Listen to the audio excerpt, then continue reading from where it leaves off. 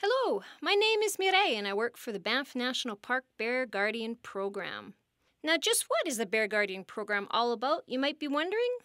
Well, we are a team of interpreters that travel throughout the park and help prevent and manage potentially dangerous traffic situations that arise as a result of people viewing bears on busy roads. We also tell stories and play games with families all over the park, from Lake Minnewanka to Bow Summit, to teach them all about the fascinating world of Banff's bears and some of the unique challenges that they face in this busy Bow Valley. Today I'd like to share with you one of these stories. It is about Skoki, the grizzly bear, and it begins like this. Skoki was born a tiny, nearly bald bear weighing about 1 pound. Though his eyes were closed, he nursed from his sleeping mother and grew big enough to leave the den in the spring. For 2 action-packed summers, Skoki roamed Banff National Park with his mom and siblings. With them, he learned where to dig for roots, what plants to eat, which animals to avoid, how to cross rivers, busy roads, and railways. By his 3rd summer, it was time for Skoki to leave his family and move out into the world on his own. As a teenager, Skoki grazed in the lower Bow Valley. He shared this environment with millions of visitors, locals, trains, transport trucks, and cars. At first, Skoki was not all that interested in people or their food and garbage.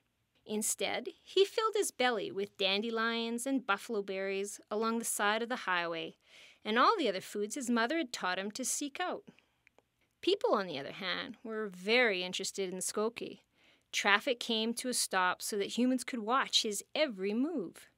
Over the next few summers, Skoki was exposed to thousands and thousands of people day after day. Many visitors left their vehicles to approach him for a better look. Some, not knowing any better, may have even tried to feed him. Skoki soon learned that people would not hurt him, although they often came much too close. Because humans were bold towards him, he became bold towards people. One day, Skoki wandered through the Lake Louise campground, tripping over a tent. Later, he walked into the busy village bakery. Park wardens worked hard to try to teach Skoki to avoid humans, but by then he was so comfortable around people that he was unable to go back to his wild ways. The wardens tried to move Skoki far away, but he came right back to the Bow Valley because it was his home. With so many people in the Bow Valley, it became dangerous to let Skoki continue to roam around at such a close proximity to humans. Unfortunately, the wardens had only 2 hard choices: to either destroy him or to move him to a new home in a zoo. Although Skoki is still alive today, you can visit him at the Calgary Zoo. He is sadly no longer wild.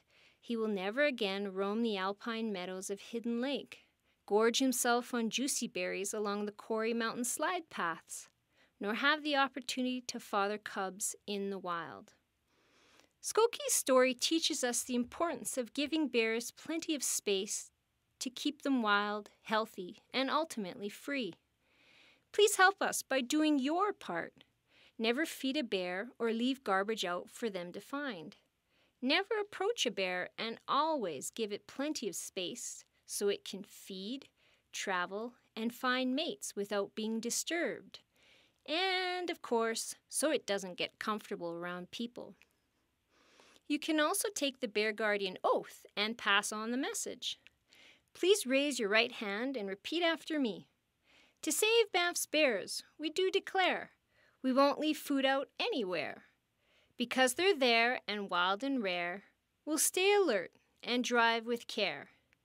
And if we see roadside bears, we'll give them space, it's only fair.